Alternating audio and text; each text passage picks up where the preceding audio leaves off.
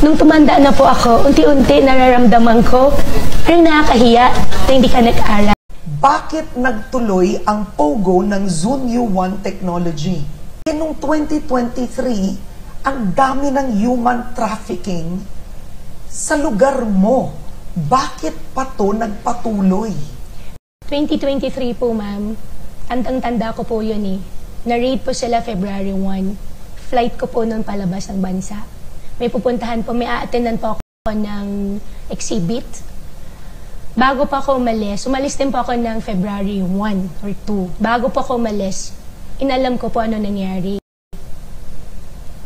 Later on, nasa korte na po lahat ng demanda. Nung nalaman ko po, before ma'am, i-clear ko lang pa, nakakalimutan ko po ulit. Sure, go. Na-raid po yun na mayroon po silang pag-core license. Sila po ay si Hong Sheng. Sila po ay owner po ng master license holder. Na-raid po yan, palabas po ako ng bansa. Bago pa ako umalis, tinanong ko, ano nangyari? Sabi po sa akin, doon sa tinayo po namin na team para mag-imbestiga na locally, sabi sa akin, dadali na ng korte. Then afterwards po, nung nasa korte na po, hindi na po ako nakialam. She lied. There were several questions where she lied. Yung pinaka-stark and shocking example ay yung dininay niya na may connection siya sa Hong Sheng. Nandun na nga sa mga dokumento ng municipal government na siya ngayon ang pinuno. Kung nagsinungaling siya sa isang napaka-obvious na bagay, wow! Kaduda-duda para sa chairperson ng Senate Committee on Women and Children ang pagkatao ni Bamban Mayor Alice Guo. Sa pagdinig kahapon, lumabas na walang hospital record of birth si Guo at ang kanyang certificate of live birth nirehistro noong 17 taong gulang na siya. Base sa birth certificate niya, Pilipino ang tatay niya. Pero sa mga negosyo, declared ang tatay bilang Chinese. Ang alam ko po sa tatay ko po ay half Chinese, half Filipino po. Bakit po na-delay yung pag-register ng birth nyo? Your Honor, i-check ko po. Tapos, balikan ko po kayo. Bakit at 17 pa lamang ni-register yung birth ninyo? At saan pala po kayo ipinanganak? Sa ospital ba? Sa bahay ba? Sa lying-in clinic ba? Your Honor, ang sinabi po sa akin sa bahay po. Sa bahay? Saan po yung bahay ninyo nung ipinanganak kayo? Hindi ko na po... Wala ring dokumentong nag-aral si Guo dahil homeschooled umano siya. Tanong ni Ontiveros, Chinese national ba si Guo?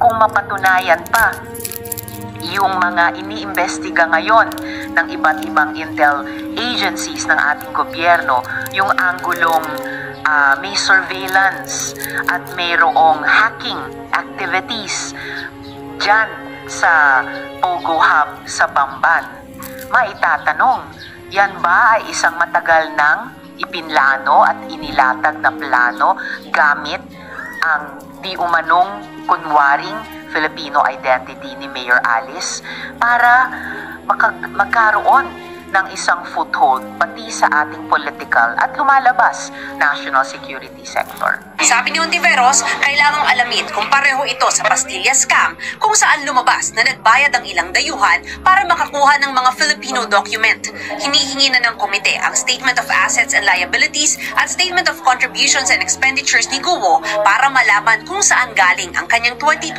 campaign funds. Tinulungan din po ako ng mga kaibigan, tinulungan din po ako ng previous administration din po.